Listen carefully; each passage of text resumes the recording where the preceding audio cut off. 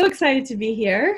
I really, really love this work that we're going to talk about tonight. I had a conversation with Leah today, and we kind of delved into it. And every time I have the opportunity to coach somebody and help them to see their thoughts, help them to have a closer look at their brain, I am just reconvinced that this work is exactly what we need, or what I need, and I'm imagining it's similar for you guys. So tonight we're going to talk about, I have to figure out how to not mute it. Sorry. Let's see. Share screen. Sorry. I need to make it smaller. No, I don't want you to see my screen. Oh. I have to move it down. Okay. So tonight we're going to talk about, I have a little tiny lesson about commitment, and this is not my notes. I was looking for my notes. Here we go. A little bit about commitment, a little about a compelling why, and then obstacles. And I have been last month, I really focused on understanding how to believe in something that you don't know the how. And I just all month, I was just telling myself again, just believe in it, just believe in it. And it was this goal that, I didn't even make the goal, but it didn't matter. It didn't matter that I didn't make the goal. And then as soon as the next month moved around, I needed to have the commitment in order to achieve the goal. I can't just have a belief in it. And so I've been studying about commitment, and it has taken me all over the place, and so much, and I'm on fire. I just love it. I love it. So I'm excited to be committed. And I just want to tell you a little bit about some things I've learned. So when you're trying to commit or trying to achieve a goal, the first thing you need to do is take a look at your goal and take a look at your commitment level.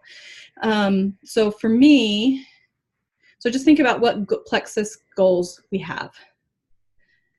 Does anybody want to share a goal that they have? Can we just be candid and vulnerable? What kind of goals do we have? So I have a goal to be gold by the end of May, by May 31st. Oh my gosh. Okay, there you go. Yeah, that's a big one. Is that a big one? Yeah, it's huge. Yeah, that's huge. That's huge. That's awesome. You can do this. And I have a goal to be ruby by the end of the year. I went to Super Saturday, and I was just oh, well, I'll just try and be super silver. And I just had this thought inside me. Maybe it was all of the clapping ladies and the people upstage. I don't know what it is, but this thing came in me that says, no, you need to be ruby by the end of the year. And I was I don't even know how that's possible, but sure, I'll be ruby by the end of the year. And so I've decided for my goal is I'm committed to being ruby, or if that's absolutely not possible, I'm going to have figured out how to work like I was ruby. So whatever that looks like. So I'm going to be as if at the end of the year, I'm going to be working just like I'm ruby. So I'll be ruby anytime if I'm not there. And, okay. So you've got your goal and you have a timeline, or you do. So the question is, how committed are you to that goal? I am so committed that when negative thoughts come into my head this time, I do not give into them. I push them away and try to keep that excitement and commitment level that I had when I first said, okay, I'm going to do this. Yes, that is awesome. So when I was studying this, Brooke asked this question. She was talking about someone who she was, Brooke Castillo. She was talking about someone she was coaching, and she was all gung-ho about. She's I'm going to do this. I'm 100% going to do this. And she's are you $50,000 committed? If you don't make your goal by such and such time, will you give me $50,000? And the lady's what? Huh? No. and so she makes this point that there's a different level of commitment, a different level to being committed. And I had never really considered that. And so she starts pointing out different ways that we're committed. And so she asked the question, how committed are you to going to the store next week, to the grocery store? Like if you go shopping once a week, how committed are you going to the grocery store? And for me, I'd be yeah, I'm committed. I'm going to be there. Or how committed am I to brush my teeth sometime this week? I'm like, yeah, I'll give you $50,000 if I don't brush my teeth. I've got a toothbrush. I mean, as long as there's not like an act of God, I'm going to brush my teeth.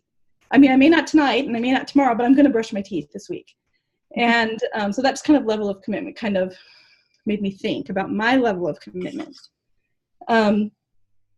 So when she talks about this level, this $50,000 level of commitment, I kind of think of it as Christy Jex's line in the sand, or that line in the sand that Brooke and Emily talk about.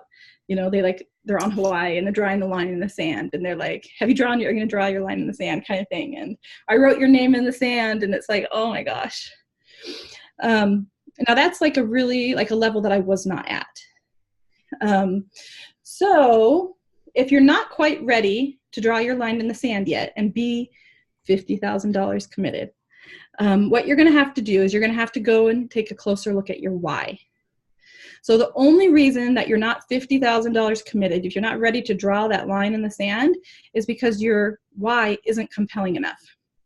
And she says, I was learning about that.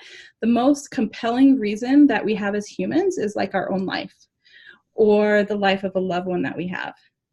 So this might be kind of a bad analogy. I don't know if I haven't thought it completely through, so you have to kind of go with me a little bit. So just imagine if you do like your goofiest child, like the one that's silly and just kind of is, if you have one that's like kind of silly, just kind of silly and acts out a little bit. So imagine this child, and you're in this field or whatever, in this like meadow, and there's like a drop off at the end, like a cliff, like a total drop off. And that kid is being silly, starts to like move closer and closer to the drop off, and they're not paying attention. They have no idea that the drop off is there. Just think about what your action will be, and how committed you are to getting that child's attention, to stopping the child from dropping off the edge of the cliff. And then I was thinking, like, what would that same child, the same behavior, the same situation, with the exception that they're not at the edge of a cliff, but they're just like at the edge of a swimming pool. And so when I thought of this, I was like, what do you guys think about? Like, how would you react if you have this goofy child at the edge of the cliff? It has no idea the edge of the cliff is there. I would run over and grab them. Yeah. And we wouldn't care if we haven't run in years, right? Mm-hmm. We wouldn't care if we had to like dive and grab them, right? Because they're not listening to us. They're like, la, la, la, la. But if they're at the edge of the pool, would you act differently? Depends on if they can swim or not. You're there. You're there. Have the same urgency. Yeah. Even if it's not that measurable, it wouldn't be the same urgency as a cliff. Yeah. No. I was thinking of my son Magnus. He's like, he just is oblivious sometimes, and he's just kind of crazy, and he's being silly. I would, in order to get his attention, I would probably have to like I would just be like screaming, and I would just be like waving, and I would be like running, and I would definitely be trying to get his attention. But if we were at the side of the pool, I'm not even sure if I would consider telling him, because he knows he's not supposed to be doing it at the pool. I would be willing to deal with the consequence of having him fall into his clothes and have to drive home in his underwear. I would rather deal with that consequence than have to, make a big scene about him falling in. And even if it was a younger child, I think it wouldn't be so much urgency. I would just make sure I was there so that when they fell in, I can grab them, or I could jump in and get them. It wouldn't be as much of an urgency. So that's just kind of like a difference of, like, if it's our life, or if it's a child, someone that we love's life, that is like the ultimate commitment, the ultimate compelling reason to like just go all in. And I'm not like, so thinking about where, that's like our $50,000, that's our line in the sand. Like that, I don't think that's like that. We don't have that, like, as humans, as, the business owners, like that's not going to be our compelling reason. And it's not life or death. It's not that big of a deal. But how committed are we? What level of commitment are we? And so just thinking about the number, like the $50,000 level of commitment, if we're not $50,000 level commitment right now, are we $50 or $5,000 committed? Are we $500 committed? 55? It's just information. I mean, this is money. Everybody has a different value that they put on money. And so it's just something to kind of think about how committed we are.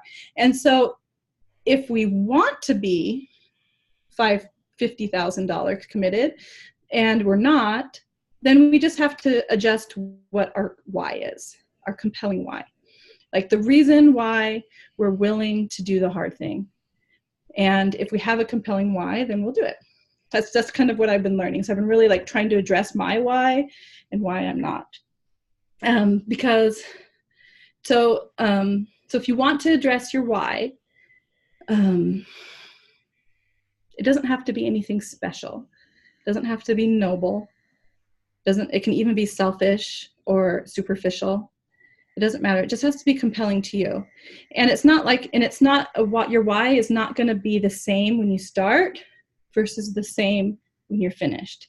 It's going to evolve as you go. You're going to keep looking at your why because you're going to have setbacks and you're going to have to keep pulling that why up. And that why strong enough to push you through the hard parts? And if it's not, then you'll have to adjust it and make it stronger because it will take you so far and then it has to be adjusted to make you farther. So this is kind of what I've been learning. It's like, so what is my why? And is it strong enough? Do you guys have good whys? I feel like I do. Do you want to share a why with us? What keeps you moving? Well, I think about my 10 dreams. That's Mm-hmm. like, those are my whys, basically. Yeah. Like, I want to get out of debt. I want to have money in savings. I want to take my family on vacation every other year. I want to, not all of them are related to Plexus, but Mm-hmm. I want to like develop leaders and help people have better health, But I wanted to go back. I love that $50,000 question because that's so compelling. Like, that's hard. yes, like, okay, how much would you bet on that goal? Like, Mm-hmm. okay, would you, like, I almost want to do that. Like, okay, I will pay you $50 if I don't make my goal. Like, I would do 50,000, but right. I love it. That makes me so happy. It just makes me really think about how committed I am. And and just to kind of encourage me to take it more seriously. Go ahead. No, that's it. Okay.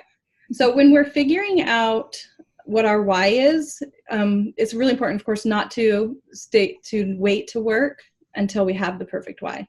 Just start where we're at and keep working. And if something goes wrong, like if we don't quite make it, or if we're not quite doing the work that we need to be doing, then we know that we need to address it. You just keep evolving.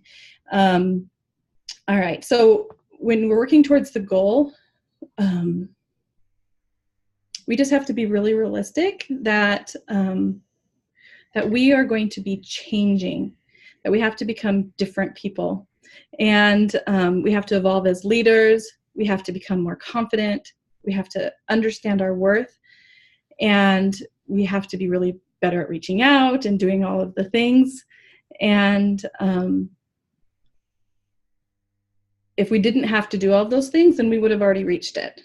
All of us have been here for a couple years, and if we were already doing all those things, we probably would have already reached what our current goals are. And so that kind of leads into the second part that I wanted to talk about. That's a really good question as to, we know it has to do with our why, but what are some of the obstacles that are in our way that are preventing us from, like, that are the reason why we're not already there? So I just want to take a couple minutes, and I want you to just think about you and your current goal and ask yourself why you don't already have it. and just write it down. We're just going to kind of talk about those a little bit. So Leah, can you start the timer for 2 minutes? 2 minutes? That would be too hard for me to figure out. So go ahead. Yeah. 2 minutes.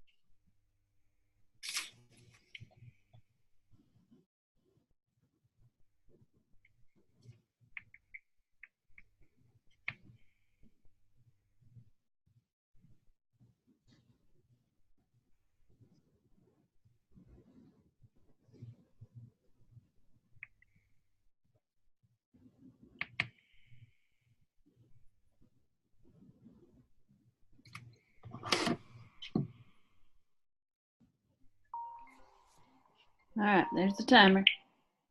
Okay. So if you guys don't mind, I mean, there's just 4 of us here, and we all love each other. Does anybody want to, someone willing to share some of the things, some of their obstacles that have prevented them from getting here so far? I can. Go ahead, thank you. So these aren't necessarily in any order. These are just what popped into my head first. The first one I thought was laziness.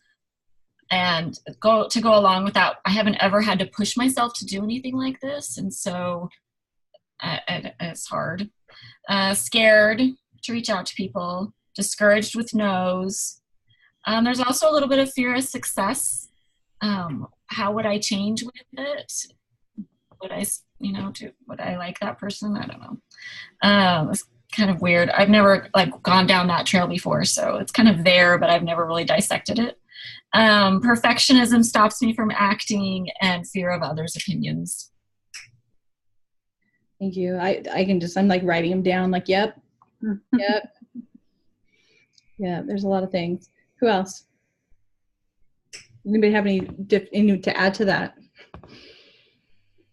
I have disorganization. And I noticed when I wrote this list that a lot of these might not be true, but I'm still telling myself them. You know what I mean? So like disorganization, lack of planning, my communication skills are lacking, laziness, I don't want to sacrifice the time it takes, scared of success, lack of motivation, forgetful of certain things. That's what I have on mine. Mm-hmm. Yeah, so I can add, I haven't figured out how to balance family, work, and everything. Love that one. And I'm afraid of changing. I want to hang on to what's comfortable. Mm-hmm. Yeah. I think that for me is what I was trying to say when I fear of success. Like, how would I change? And that's mm-hmm. Yeah, and I don't even know how to change. Comfortable on who you are. Yeah. Do you have anything to add to that, Shannon? I think you guys pretty much covered everything on my list too. The first thing that I wrote down that is holding me back is that I'm just not doing the work. And I know I'm not. So, so that led me to time management, because the reason I'm not doing the work consistently is I always just tell myself I don't have enough time. I have this to-do list a million miles long and none of it is getting done. And so then that led me to prioritizing. So obviously Plexus is not number one on my priority list of things to do, because I have a giant list, and since I'm not getting the Plexus work done, it's because it's obviously not my number one priority. So, which I'm fine with that to an extent, but I do want to get to a place where I feel like I can fit it in without feeling like I'm sacrificing other things that are also important to me. So there's that. And then I also agree with just not feeling comfortable all the time. And then the fear to lead. I agree with that, Rebecca. For me, the fear to really be a leader is that I don't feel well prepared or organized. So I feel like if I had someone come to me and say, I'm ready to run, I want to do this business, I think I would just be like, talk to Leah and Emily. I feel the same way. So that's kind of where I am. Okay. Yeah. Those are great too. Those are, so we're all like, I think we can all say yes to just about everybody else's thing. And I see Cindy. Hi, Cindy. Oh, there's another person. I didn't see him. Come on. Hi.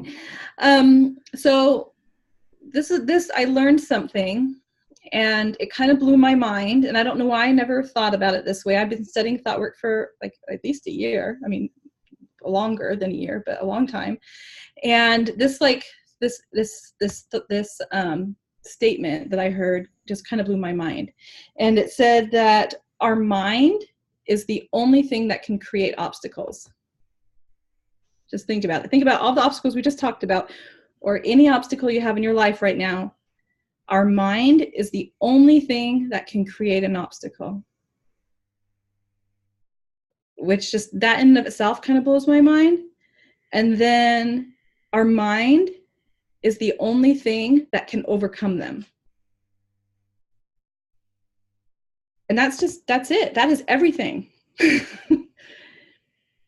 Is our brain, like our brain creates these obstacles, and it's our brain that we're gonna have to fix them. So this is like super, super powerful, because the only thing that is between me and Ruby at the end of this year is the thoughts in my head. And currently I have thoughts, like I just read a whole bunch of thoughts and agreed with a lot of other thoughts that are also in my head that are not moving me forward.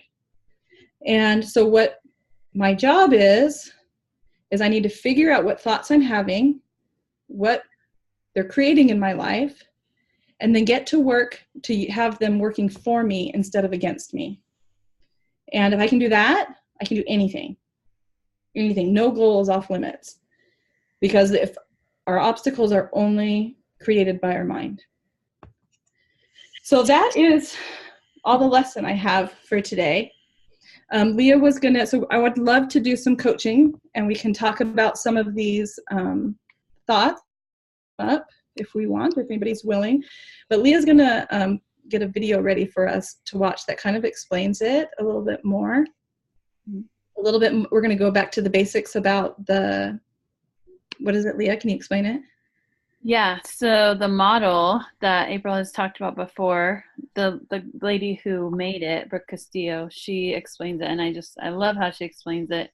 She explains how she came to it, and so I'm just going to it's 8 minutes, almost 9 minutes, but I just really love exactly how she says it. So, we ready for that? 10 minutes? Yeah, do it. Okay. I'm going to pause and use the restroom. School. And in this video, I'm going to talk to you about a concept that Let me just restart it. Hi, this is Brooke Castillo from the Life Coach School. And in this video, I'm going to talk to you about a concept that I created that we call the model. And we call it the self-coaching model. We call it the get your head straight model. We call it the model.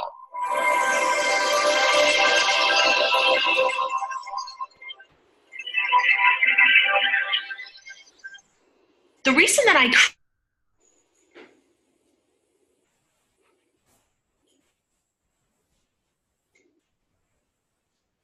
Leah, you muted yourself and I can't hear it now. And also the work of Abraham. And one of the themes that kept coming up in all of the work that I was studying was basically the concept of the model that I kept creating in my mind. And I noticed that I was using it in my coaching, and it was making my coaching really laser sharp.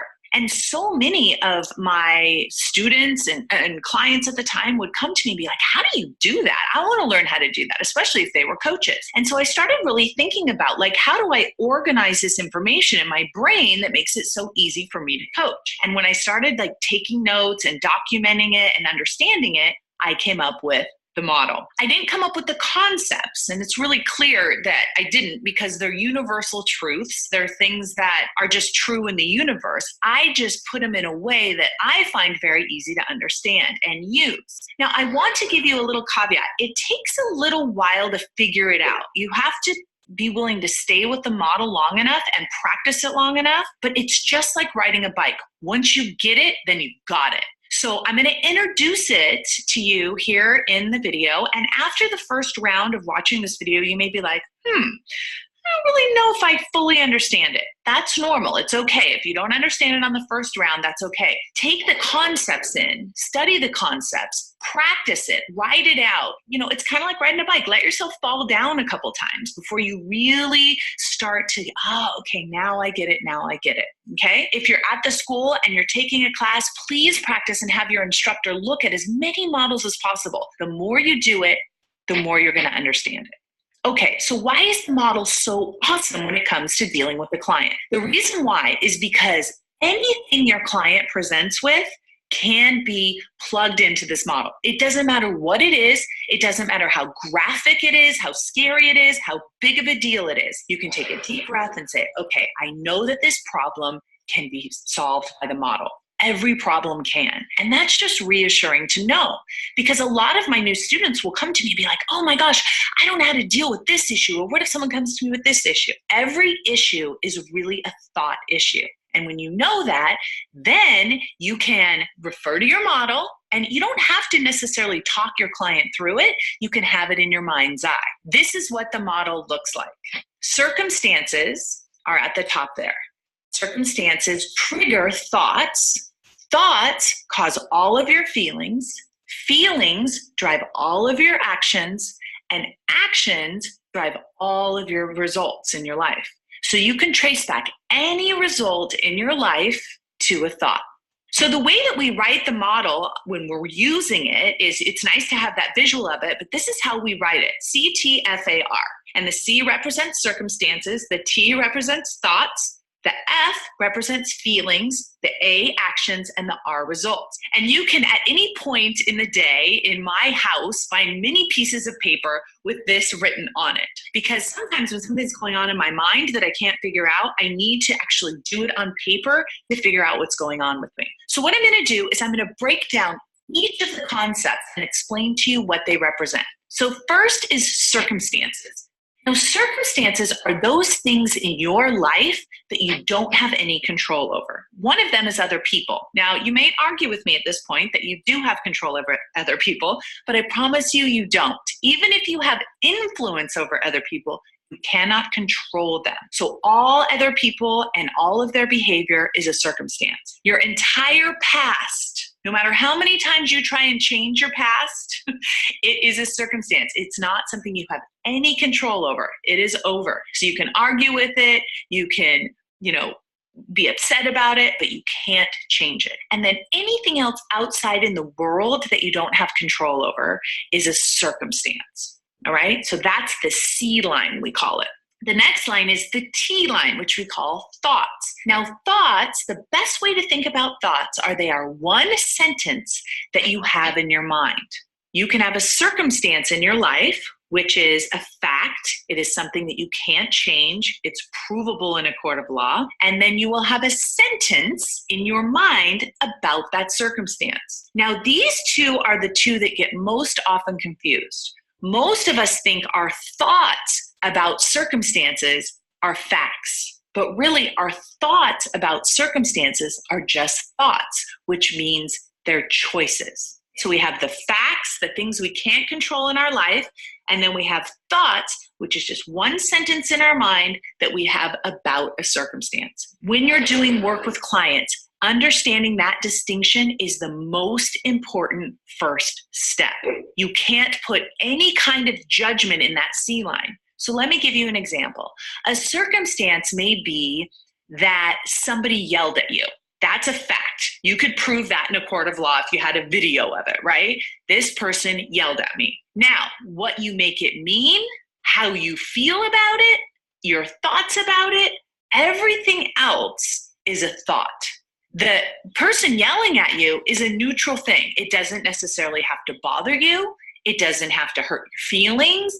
It doesn't have to upset you in any way until you have a thought about it, which is one sentence in your mind.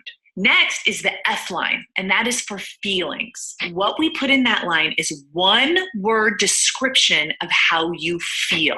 And the way that we define feelings here at the school is it's a vibration in your body. Sad, mad, glad, happy, frustrated. Feelings can be described really specifically as vibrations in your body. So remember, C's are facts. Those are circumstances. You can't control them. They're neutral. Thoughts are one sentence that you have in your mind. Feelings are one word created by the thought. And all of your feelings in this F line, this one word, is what's going to drive your actions. And actions include any behavior that you take, any lack of behavior that you make, and any reaction. So a lot of times someone will put in the A line, nothing, like inaction. The other action may be yelling back, right? If your circumstance is someone yelled at me, the thought was I need to defend myself. The feeling may be fear. Then the action might be to yell back. So the A line is any action or reaction that you make. And then the result is going to be what that action created in your life. So let's say I, yell back, then the other person may become even more agitated, which makes me more afraid, right? Because I'm thinking I need to defend myself. And that result is always going to prove that original thought. So that's just kind of the general overview of the model. And if you're looking at me like, that's okay. This is just round one.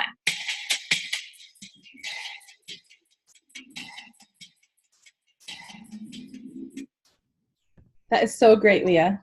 That was perfect. Yay, I'm so glad. Was that more better understand? Did you guys understand that? Does that help? Yeah. Yay. Okay. So my job right now is just to help you guys fill out models and help you to see your thoughts. So we had talked about the last time about filling out that thought download, out this model on your own. And sometimes when you're working on your own, well, it's kind of hard to see your own thoughts sometimes, and you can get stuck. And so then my job is just to help you see what your thoughts are creating and help you just kind of see the big picture, even if you're doing it on your own. So if you're stuck, then you can ask me, and then I can help you through that. So we have like a big list of thoughts here. Does somebody want to volunteer to have one, look at one, or should I choose one and see who can relate to that one?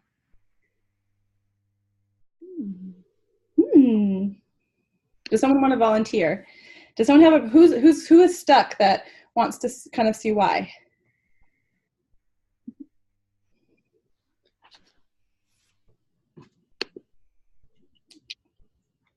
Okay, so let me see. We've got here.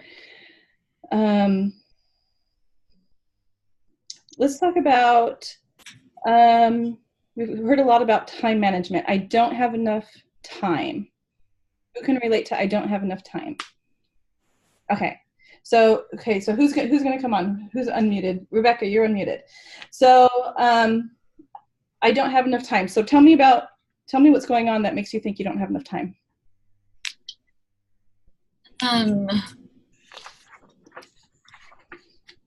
I don't have enough time. I feel like I don't have enough time because I am the sole caretaker of my children. I am the cleaning lady of my house. I am the laundry person. I am the chef.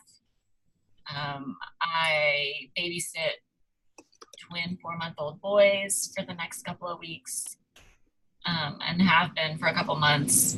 And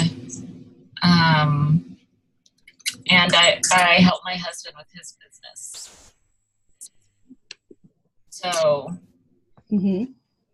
So, okay, go ahead and keep going. Do you have anything else? So I feel like sometimes I feel like I get into, like, it's hard because I get the urge to work and to do IPA, and then Camilla is standing right here crying because I'm not paying attention to her, or Cole is crying, or my husband is like, look at this. What do you think of this with his business? Or so I feel sometimes like, and then at that point I just say, okay, well, this is the last thing on the list and I'm not doing this. Or I feel a huge amount of responsibility to keep the house clean and make all the meals because we live with my parents and I help out with that. That's one of the ways. So I feel this weight to contribute to a situation that it's not bad. It's just I feel a weight to contribute, and so that's the way I contribute. And so I can't let the house just go for a while, or just not make dinner. Like, that's not an option. Mm-hmm. So. Okay, so in here, what I'm hearing is that I'm gonna put your to-do list, like just items on your to-do list. Yeah, and I feel a lot like Shannon, that my to-do list is very long and Plexus is down at the bottom. Like, Plexus is not at the top, which when you get training, they tell you, no, Plexus has to be one of your priority. I mean, like at the top 2 or 3, and for me, I don't know. And maybe, yeah. And sometimes I think, okay, maybe this is a cop-out. Like, I'm choosing to go scrub the kitchen floor because I don't want to do IPA, so I'll just go do that. And I tell myself I have to keep the house clean because of X, Y, and Z. So. Okay. So you've got all these items on your to-do list, and it kind of sounds like a general, like, I don't have enough time. Yeah, either I don't have enough time, or when I want to work, like when I have the urge and I have the energy and I'm pumped up and jazzed and excited about it, everything else, I have people and things coming at me, and I think, well, I'm having this struggle right now. As we speak, I'm having this struggle because the kitchen's a mess right now. And I have some IPA that I want to do, and yet I want to go clean the kitchen. The kitchen needs to get cleaned tonight. And so I'm like having this internal struggle. Do I clean the kitchen and not do my IPA because I don't like to stay up late? Or do I do my IPA and the kitchen can just be messy until I eventually get to it? Okay. So and it's kind of like a struggle.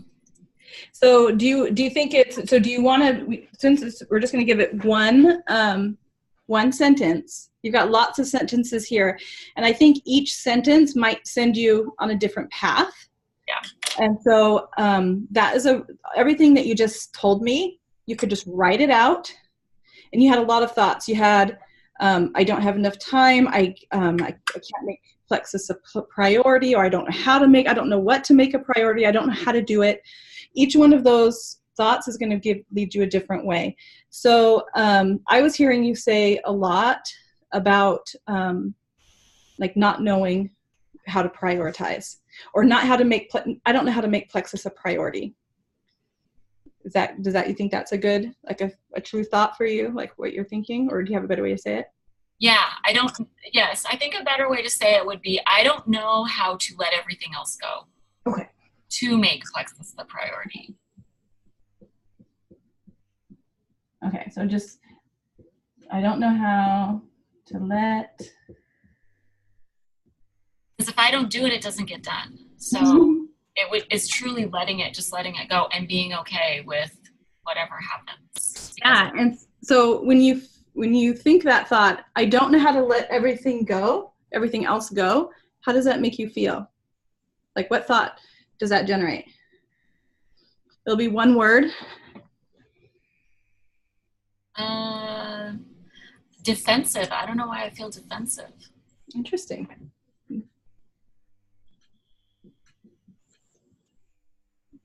Like you're justifying yourself? Yeah. Okay. So when you're feeling defensive, so you've got all these items on your to-do list that are happening, and you don't know how to let go of everything so that you can work on Plexus, and you're feeling defensive, what kinds of actions do you do? Or inactions or reactions? Do you like my head popping in here? I'll figure out a better way. I do everything else on my to-do. I don't let things go. I do everything else on my to-do list except Plexus. Plexus, if it gets done, it's... Yeah, so you're going to do everything else. Sometimes you do get to the end of your list. Yeah. So most times you don't. And that is your result, is that you don't let everything go. So the result is Plexus doesn't get done. So I'm a silver for 2 years. Yes. Yeah. So it's basically, the result, in order to tie it in there, like, I don't know how to let everything go. And the result is that you don't let everything go. Yeah. And that is what keeps you exactly where you're at. Yeah. And so when you're looking at, when you were telling me all of the things, you were telling me all of the reasons, you were telling me all the proof of why it's true. And so when you've identified a model like this, then you need to go in and question your model.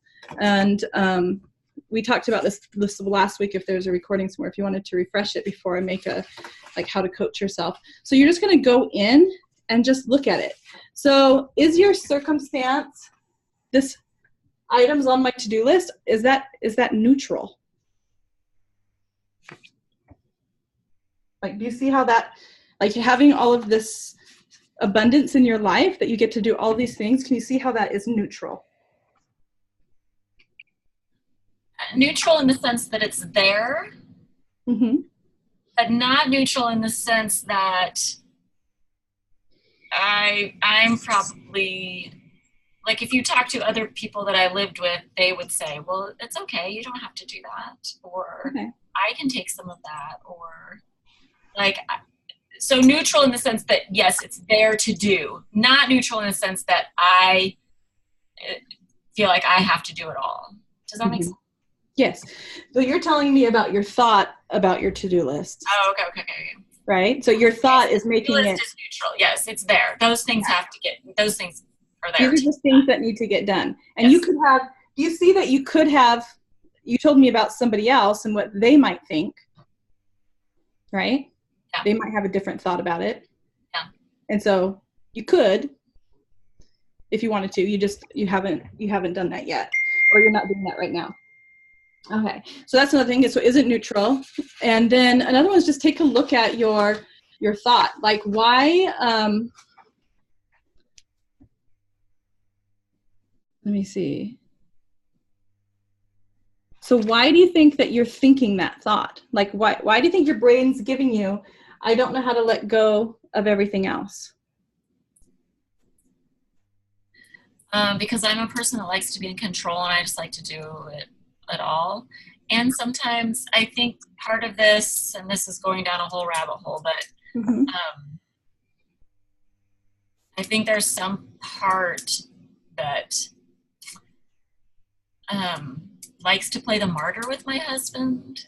Like, I'm just going to do it all, and I'm just going to be the martyr. I don't know. So yeah, our brain is like finding a way to protect ourselves. And if you can be a martyr, that makes it okay, right? Yeah. It's interesting how our brain feeds us to, like, protect us, or it's keeping you small because then you don't have to deal with anything. You don't have to like think bigger. You don't have to change how you think. You don't have to, like, become like your friend or your sister who says it's not a big deal. You don't have to do everything. Right. But your brain wants you to do those things because it wants to keep you here because that's comfortable. Another thing that you can ask yourself. So you've got this like defensive. Like, what does that think of? Like, that's just a vibration in our body. Can you like just tell us where you feel defensive in your body?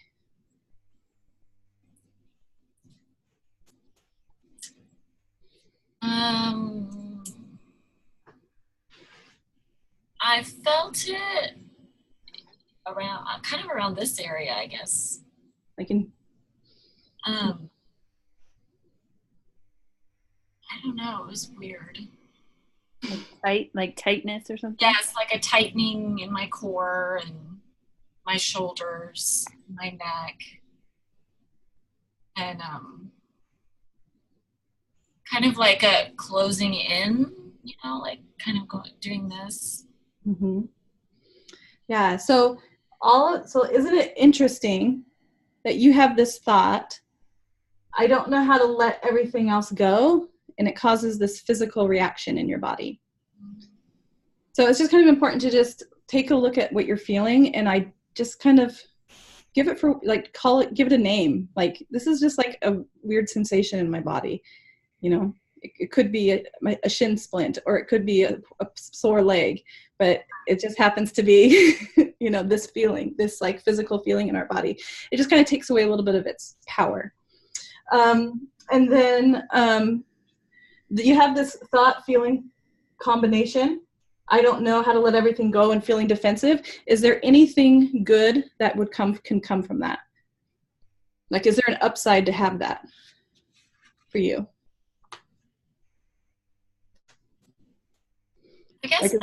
I guess the upside is stuff gets done around here. Okay. I mean, yeah. I have a tidy house. Things, meals get cooked, laundry gets done. Yeah, that sounds like it's something, and that's something to consider. To consider when you're making your goals, and to keep in mind that, you want to have things that I want done. Yeah. Yeah. And you may want to get those done more than you want to have your business. Maybe, I don't know. There's something to think about. All right. So we're going to make a new model. So I definitely don't suggest you always jump to a new model, but it's good to do it at the beginning so that you can get an idea of how to do it and where you're going to go. But if you go to a new model and it doesn't stick, it's just because you need to spend more time in the old model. You need to do a thought download, like everything you just told me. You would just put that kind of stuff on paper and choose out different things, and so you can understand more. Because there's other feelings that you feel about items on your to-do list other than defensive. You feel scared, you feel confused, you feel overwhelmed, you feel, what are the other ones you said? There was quite a few. Well, the biggest one is I feel, I didn't use the word obligated. I feel not pressure. I can't remember what word I used. There's a sense there of, like, that's my job. Like, responsibility. Yeah. Yeah. Okay. So, but let's just go to the future for now. You may need to spend more time there, but let's go to the future for now. You have all of these items on your to-do list are not going to change. You're going to have a house that needs to be cleaned, diapers that need to be changed. You've got a husband who needs support. You've got everything on your list is still going to be the same. So what do you want to feel about your list?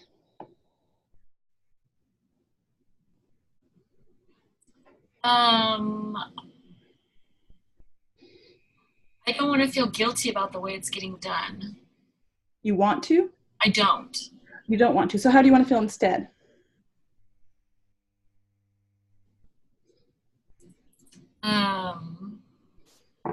I want to feel like it's getting done, but not at the expense of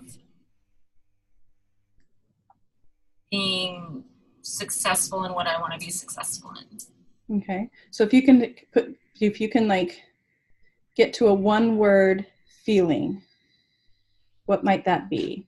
Does anybody else have any ideas?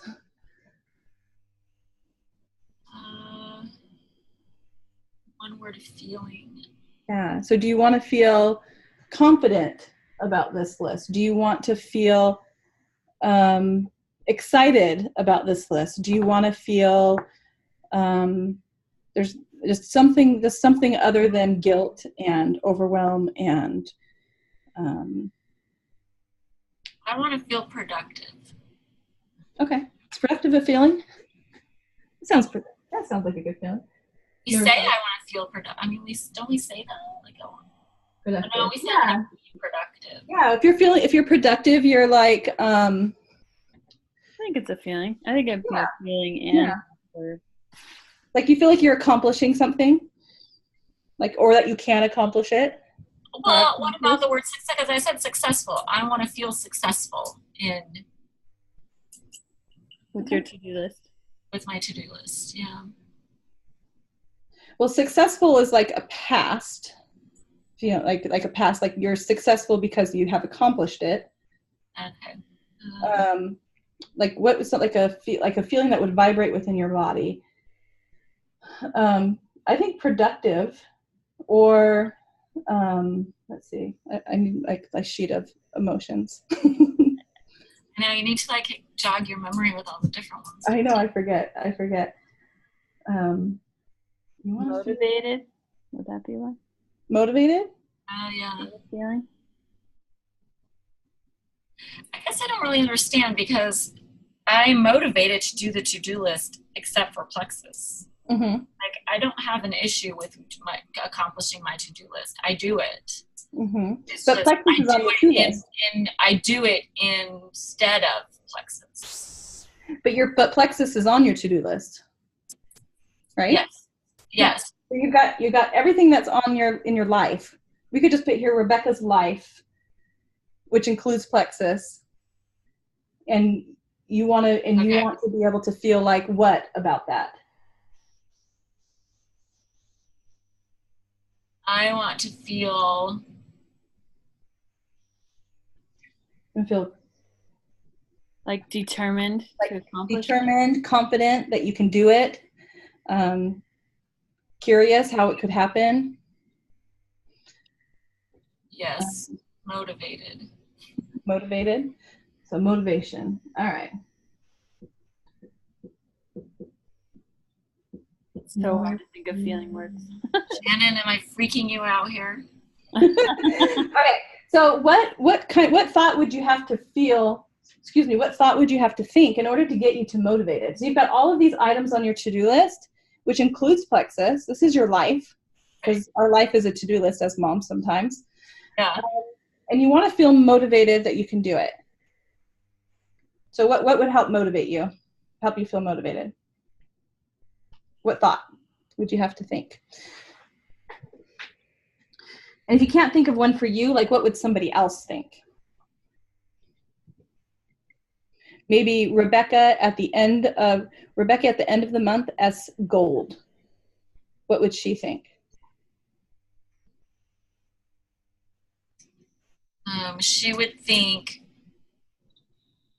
it's possible to work a business and take care of your family. Because that's what I want to do. Like, it's possible. I can accomplish my goals while still taking care of my family. Mm-hmm. Something like that. You goals plus family. Okay. Now, does that make you feel family? I'll have to work on my handwriting. So does that still make you feel motivated? Or is there a better emotion that comes to mind? It's possible. The feeling from that would be satisfaction. You feel satisfied? No, how do you feel like when you think that thought? It's possible to do it. Not when it's happened. When you just think the thought, it's possible that I can balance it all. I can get it all done. So you wake up in the morning and you've got your life in front of you, your to-do list, including Plexus, and you're going to think, it's possible for me to get this all done. Yeah, it's motivated. So you're still motivated. Okay. Okay, so when you're motivated, what are you going to do? This is probably spelled wrong, sorry. Motivated. Take action. So just like complete the to-do list every day is the action. List. Yeah, to do the to-do list. And then your result is going to be that you're going to prove that it's possible to balance it. So the result is I'm gold at the end of May. I mean, yeah. Well, the result is that you're going to prove that it's possible to balance it all. If we're going to tie it directly back to here, because that's what you as a gold thinks, that it's possible to do it all. It's possible to do it. So, so you prove, I guess you're going to say, I'm just going to say you prove the thought, just because I don't have to rewrite it again. But so these are going to always be connected together. Those two there. So, do you believe that it's possible to do it? Yes. Do you believe it's possible for somebody else to do it? With your kids, your everything, your life? Is it possible for somebody else to do it? Yes. Okay. Is it possible for you to do it? Do you believe this? Is this true? I don't, well, no, I don't believe it's possible for me to do everything I'm doing now and still work the business. I think I have to let go of some things. Okay. I don't think how would you know? How would you know? Because I'm not doing it because I can't do it now. Well, how would you know if you have to let go of anything? Oh, because you're not doing it now? Yeah, because right now I cannot do everything that I have set as my to-do list in my life and work the business. Something has to give. Okay. So, and is it bad that something gives? I have to get to that point where I think, no, I think that is the new model. Mm-hmm. Being able to let go of some things that I feel right now, oh, I have to do those or my life is ending. And really it's not. The dishes do not have to get done tonight. Okay. So if you're not thinking, if you have your life in front of you, what's the thought that you're going to think then? I can let some things go? Yes. Until the point where I can pay somebody to do them for me.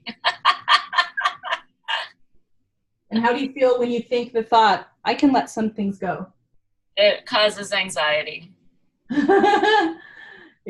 Okay. I don't like a messy house. I mean, we have to eat. My children need to eat. Mm-hmm. And the laundry needs to get done. And okay. So that's a time when you look at it and you examine all of the things that you're thinking. So you're thinking that you can't, it's impossible to do it. Yeah. But it's possible for somebody else to do it. To let go? Yeah, absolutely. Well, is it possible for somebody to not have to let go of the things they don't want to let go? That they would be willing to let it go? So we talked about our why. Does somebody have would somebody else have a why that is big enough to overcome some of the things that they originally weren't willing to let go? Yes. Yeah. And is that available to you at all? That you might be able to just take a look at everything and take a look at your why and see if there's anything in there that you could let go of? Yes. Oh, that's interesting. It's interesting. Because our why just has to be big enough to overcome the next challenge. And right now, this is a big challenge. This is the one that you're thinking about. This is the one that we wrote down. This is the one that you were unmuted. Right. So it just needs to be big enough to get to this, that I can let some things go. Yeah. Can you think of anything that you could? Can I think of a why? Do you have a why that's big enough that you could, a why that's big enough to at least look at all of the components of your life with a new light? Yes. I just have to believe it, I guess. Okay, so let's try this. I have all these things on my list. Items on my list. This might be a good step for you. How about I can figure out what my priorities are. I can figure out, what's a good way to say that? I can figure out what I can let go. Yes, I can figure out what can be let go. Okay. And how does that make you feel? It hurts my brain. But do you believe this, I can figure it out? Yes. Okay, so you can. Like you truly believe that you can figure out what you could let go. Yes. Okay. So, and does that hurt you? What feeling, what like physical feeling does that give you? It hurts my brain. Does it? I know that I can figure it out, but it doesn't make it less painful. Okay, but does it make you feel? Well, it also makes me feel empowered. Empowered. Like, I can make choices. I can make different choices than I'm making right now, because really what it comes down to are the choices that I'm making. Yeah, and empowered sometimes is accompanied with a hurt brain and scared, but it's the one that's going to move you forward. So if you're feeling empowered because you know that you can figure this out with a hurt brain and a scared heart, what actions are you going to do? I need to